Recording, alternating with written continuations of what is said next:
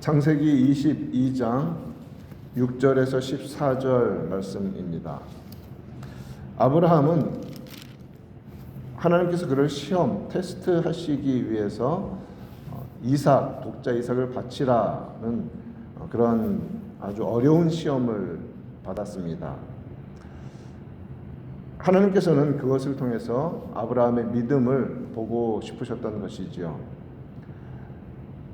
그런데 아브라함은 어제 우리가 살핀 대로 이삭을 번제로 드리더라도 하나님이 그를 죽은 자 가운데서 살리시리라는 믿음이 있었습니다. 그것을 히브리서 11장에서 선명하게 말씀하고 있습니다. 믿음으로 순종했습니다. 그리고 5절 말씀을 보면 종들에게 여기서 기다리라고 합니다. 이제 산으로 올라가야 하는데 여기서 기다려라. 내가 아이와 함께 저기 가서 예배하고, 이것도 예배라고 표현했다면서 우리가 강조했죠. 하나님께 예배하고 그 다음 단어, 가장 중요한 단어, 우리가 너희에게로 돌아오리라. 부활신앙으로 내가 아이와 함께 너희에게 그대로 오겠다라고 말합니다. 지금 아이를 번제로 드리러 가는데 말이죠. 그 믿음을 아브라함은 이미 보여주었습니다. 그리고서 오늘 우리가 6절부터 본문을 삼았습니다. 올라갔습니다. 번제나무를 가져다가 올라가는 길이죠. 가져다가 그의 아들 이삭에게 지웁니다. 자기는 불과 칼을 손에 들고 함께 산으로 올라갔습니다. 번제로 쓸 나무면 마켓에서 파는 5, 6부라치 이만큼이겠습니까? 아니죠. 상당히 많은 양의 장작이었을 것입니다. 그것을 친히 메고 올라갈 수 있을 정도로 이삭은 장성한, 성장한 나이였던 것을 어렵지 않게 알 수 있죠. 이삭은 번제에 쓸 나무를 짊어지고 올라갑니다. 그 나무는 누구를 태우기 위한 나무입니까? 번제물로 하나님이 정하신 이삭 자신을 태우는데 필요한 나무입니다. 자기를 죽음에 이르게 하는 나무를 이삭은 짊어지고 올라가기 시작합니다. 이 모습 속에서 우리가 선명하게 보이는 예수님의 모습을 보게 됩니다. 예수 그리스도께서는 자신이 직접 달리게 될 십자가를 메고 골고다 언덕으로 올라가셨던 모습, 그 모습과 흡사한 것이죠. 근데 이삭은 나무를 메고 올라가면서 궁금한 점이 있었습니다. 번제에 쓸 나무도 자신이 짊어지고 올라갑니다. 나무도 있습니다. 아버지 손에 불도 칼도 다 있습니다. 딱 하나가 빠져 있죠. 번제에 쓸 재물이 없는 것입니다. 아니, 양 한 마리라도 데리고 올라가야 이 상황이 맞는데, 그러니 당연히 7절에서 이삭은 아브라함에게 말합니다. 내 아버지여, 불과 나무는 여기 있는데 번제할 어린 양은 어디 있습니까? 제물이 있어야 제사를 드릴 것 아닙니까? 그때 아브라함의 대답이 무엇입니까? 8절에서 내 아들아, 번제할 어린 양은 하나님이 자기를 위하여 친히 준비하시리라. 하나님이 자기를 위하여 친히 준비하시리라. 그리고서 산에 올라가서 일어난 일은 이삭에게는 너무나 갑작스러운 일이었습니다. 아브라함의 믿음도 보아야 되지만 오늘 본문에서는 이삭의 믿음도 보아야 합니다. 9절 말씀, 하나님이 그에게 일러주신 곳에 이르렀습니다. 아브라함이 제단을 쌓습니다. 그리고 나무를 버려놓습니다. 그리고 그의 아들 이삭을 결박하여 제단 나무 위에 놓았다고 했습니다. 이삭은 제단을 쌓은 후에 아버지가 자신을 마치 번제로 드리는 양처럼 그 붙들어 나무단 위에 눕혀 놓을 때 산 아래에서 아브라함이 했던 말을 기억했을 것입니다.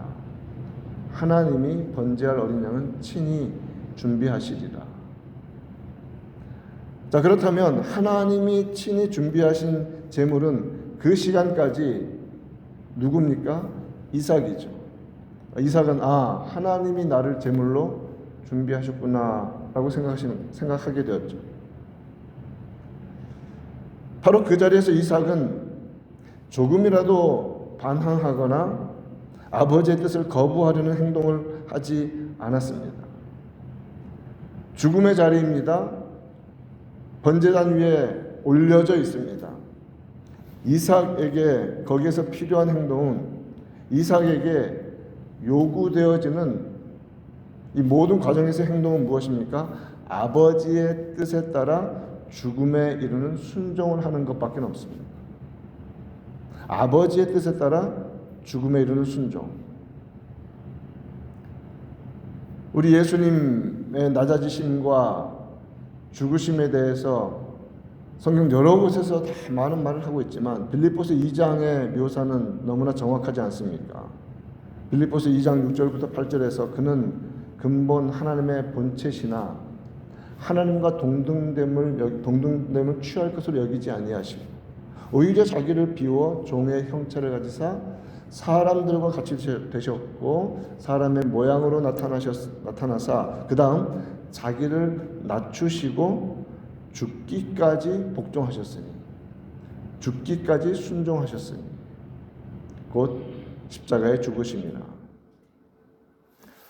예수님께서는 세상 죄를 지고 가는 하나님의 어린 양으로서 이 땅에 오셨습니다. 예수님께서 이 땅에 오신 이 성육신은 철저히 하나님의 구원 계획에 따른 것이었습니다. 하나님 아버지께서는 이 땅 가운데 모든 인류 가운데 구원하시기로 작정하시고 택하시고 부르신 이들이 있었습니다. 그런데 그들을 택하시고 부르시는데 한 가지 문제를 그들 스스로 해결할 수 없는 것이 있었죠. 죄의 문제입니다. 그 죄의 문제, 죄의 대가를 치러야 하는데 영적인 세상이나 물리적인 세상이나 온 우주 만물이나 모든 영원한 시간 속에 그러한 죄의 대가를 치를 수 있는 유일한 자격을 갖춘 사람, 그 존재는 딱 한 분, 바로 하나님의 아들 그리스도밖에는 없었던 것입니다. 그래서 하나님께서는 그들의 구원하기로 작정하신 택하신 자들의 죄의 문제를 해결하기 위하여서 영원하신 자기 아들의 목숨을 대속물로 주시기로 뜻하셨습니다.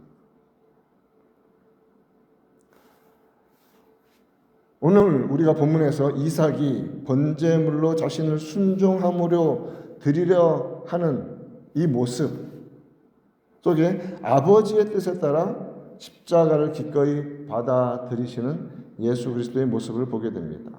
예수님께서도 이 땅에 완전한 인간으로 오셨으므로 또 죄의 짐을 지고 그 저주를 짊어지는 것이 얼마나 무거우셨습니까? 아버지여, 아버지의 뜻이면 이 잔이 지나게 하여 주시옵소서. 그러나 나의 원대로 마옵시고 아버지의 원대로 되기를 원하나이다. 마지막 순간에 기도하셨던 기도의 내용입니다. 예수님이 이루신 이 구원, 이것이 죽음에 이르는 순종을 통해서 이루어졌습니다. 아브라함은 하나님의 시험을 받아 이삭을 번제물로 드리려 합니다. 지금 아브라함도 그 시험을 통과하고 있습니다. 그 시험의 마지막 끝자락까지 가고 있습니다. 그런데 그 시험을 아브라함 홀로 겪는 것이 아니라 이삭도 목숨을 다해서 그 시험을 통과하고 있는 겁니다. 친히 희생을 당해야 하는 이삭, 순종함으로, 죽음에 이르는 순종함으로 통과하고 있습니다. 아브라함은 조금도 머뭇거리거나 주저함 없이 번제를 드리려 했습니다. 이삭을 결박하여 나무 위에 두었습니다. 10절 말씀에서 손을 내밀어 칼을 잡고 그 아들을 잡으려 합니다. 무서운 순간이죠. 그런데 11절 여호와의 사자가 하늘에서 그를 부릅니다.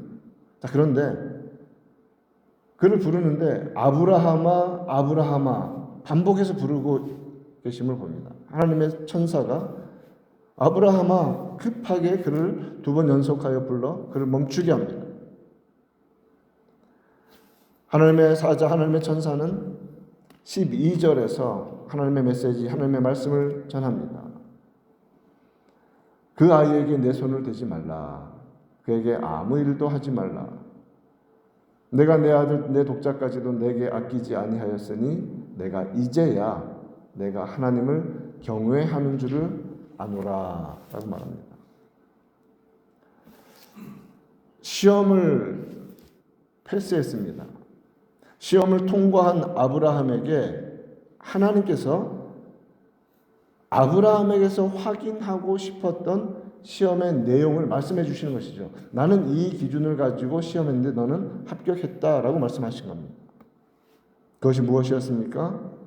첫 번째는 하나님을 가장 우선순위에 두고 있는가. 탑 프라이어리티에 하나님을 두고 있는가. 독자 이삭보다 이삭이 아닌 또 다른 어떤 것보다도 하나님을 더 귀중하게 모시고 있는가, 더 소중하게 섬기고 있는가.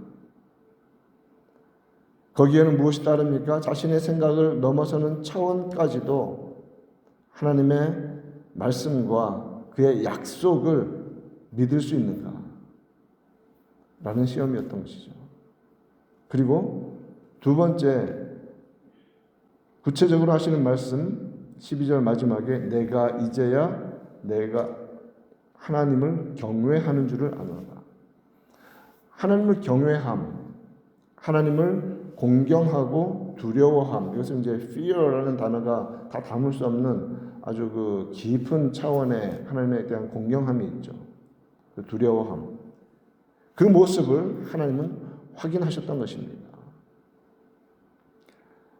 모든 삶의 가치와 이 땅에서의 기대와 소망을 넘어서서 매 순간마다 하나님을 경외하고 있는가 하는 것이 이 시험에 있던 2번째 평가 기준이었던 것입니다.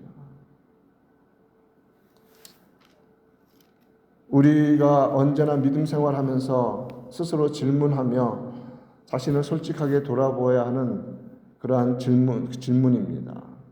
하나님께서 내 삶의 어떤 것보다도 비교할 수 없이 가장 소중한 분으로 나는 모시고 살아가는 것, 섬기고 살아가는 것. 그러하기 때문에 그의 말씀이 내 삶의 최고의, 최상의, 최후의 기준인가? 그의 말씀이 하나님을 가장 공경하며 두려워하며 따르는가? 즉 하나님을 경외하는가? 라는 질문인 것이죠.